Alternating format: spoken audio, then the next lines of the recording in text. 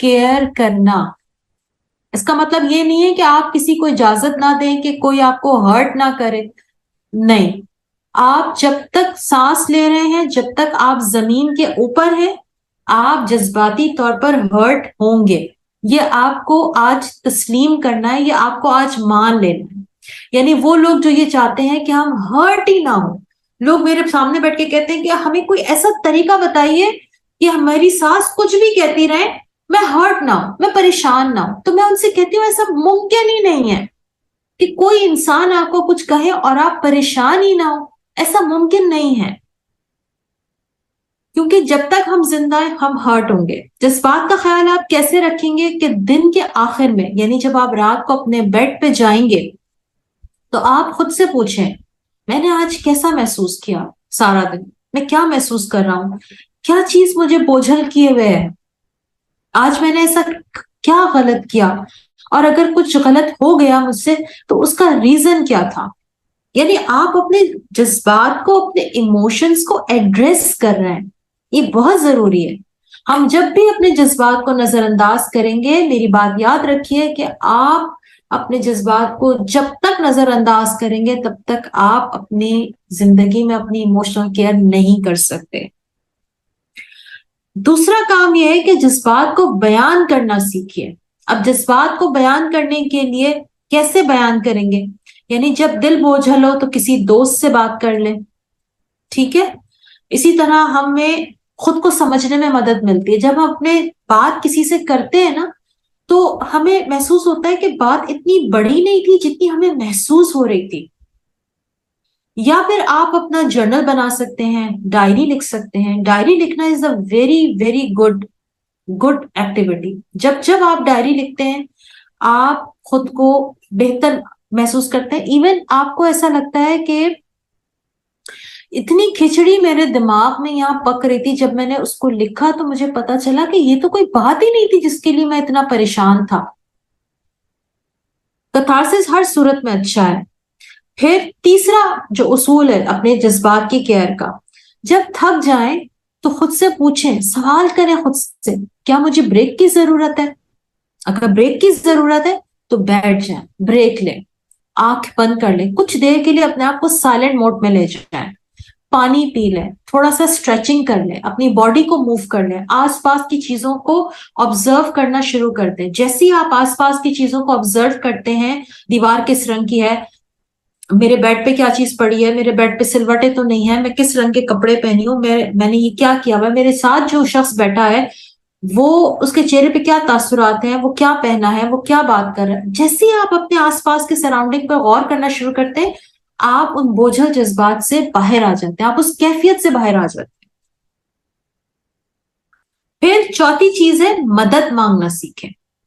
جب تھک جائیں تو مدد مانگیں. دیکھیں مدد مانگنے میں کوئی برائی نہیں ہے. مدد وہی انسان مانگ سکتا ہے جو جس کا سیلف امیج اچھا ہوتا ہے، جس کی سیلف اسٹیم ہائی ہوتی ہے.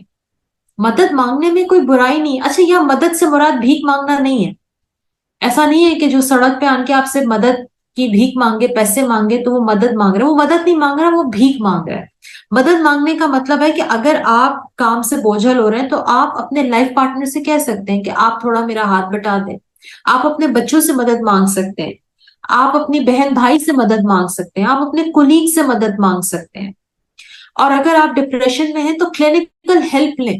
ہم لوگ کیوں ڈپریشن میں کلینکل ہیلپ لینے سے ہم کیوں اتنا گھبراتے ہیں؟ کیونکہ ہمیں لگتا ہے کہ ہم نے یہ جو ہیلپ لی تو پتہ نہیں، مطلب شاید کوئی شرمندگی کی بات ہے اگر میں ہیلپ لوں گا. نہیں، شرمندگی کی بات قطعاً نہیں ہے. مدد مانگنا اپنی ذات کے لیے بہت ضروری ہے. سارا بوجھ اپنے آپ پر مت ڈالیں، کیونکہ اللہ تعالیٰ نے آپ پر کہیں یہ لازم نہیں کیا کہ آپ اپنی ذات کے اوپر بہت زیادہ بوجھ ڈالیں اور خود کو بوجھل کر لیں. ساتھ ساتھ اپنے جذبات کا خیال رکھنے کے لیے اپنا ایک کوپنگ میکانزم بھی بنائیے. کوپنگ میکانزم کس کو کہتے ہیں؟ اس طریقے کو کہتے ہیں جس سے آپ اپنے آپ سے خود نمٹتے ہیں. سمجھ رہے ہیں میری بات؟ آپ اپنے آپ سے خود ہی نمٹتے ہیں. یعنی آپ کسی پریشانی میں یا کسی دکھ میں، اب اس دکھ سے میں نمٹوں کیسے، میں اس سے کیسے اوور کم کروں، تو اس کے لیے آپ کوئی کوپنگ میکانزم تیار کر لیں پہلے سے کہ اگر اب میں किसी परेशानी में गई तो मैं फलां दोस्त को फोन कर लूंगा, मैं जॉगिंग पे निकल जाऊंगा, मैं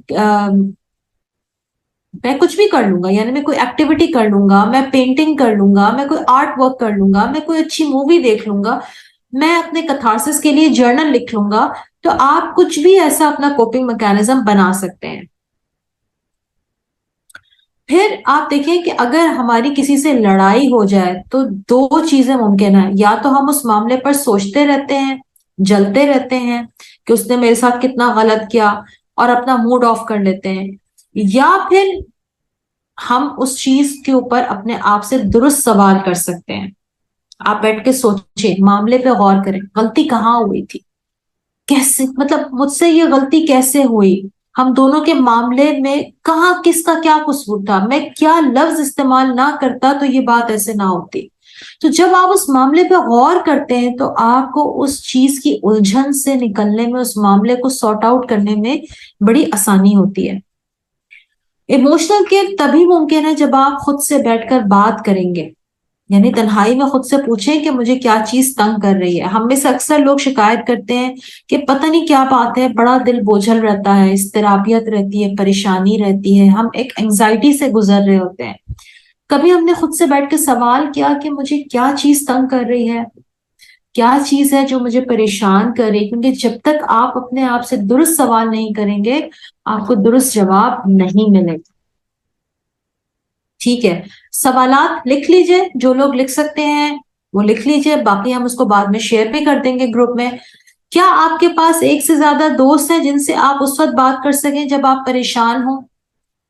हाँ या ना में आप इसका जवाब अपने पास लिख सकते हैं। क्या आपने परेशानी के वक्त के लिए अपना कोई कोपिंग मैकेनिज्म बनाया है? अगर बनाया हुआ है तो उसमें से कोई 3 तरीके आप अपने पास अपनी डायरी में लिखिए कि मेरा कोपिंग मैकेनिज्म ये है। जब आप लिखेंगे तो वो आपके यहाँ लाशऊर में फिट हो जाएगा। क्या आप तवील काम के दौरान सुस्ताने के लिए छोटे छोटे ब्रेक्स लेते हैं? अगर नहीं लेते तो क्यों नहीं लेते? क्या वजह है, क्यों नहीं लेते ब्रेक? लोग क्या कहेंगे, कुलीग्स क्या कहेंगे, सास क्या कहेगी, शौहर क्या कहेगा, बीवी क्या सोचेगी, इसलिए? या कोई और वजह है तो वो आप बेहतर जानते हैं, वो वजह लिखिए। क्या आपने आज तक अपने मसाइल के लिए काउंसलर की हेल्प ली? अगर नहीं ली तो क्या वजूहात है? वजूहात जानिए अपने अंदर। ठीक है, नेक्स्ट थर्ड जो हमारा एस्पेक्ट है वो है स्पिरिचुअल केयर। इसका मतलब है रूह की ग़िज़ा का ख्याल रखना। रूह के 2 सुराख होते हैं जिनके जरिए रूह के अंदर कुछ जाता है।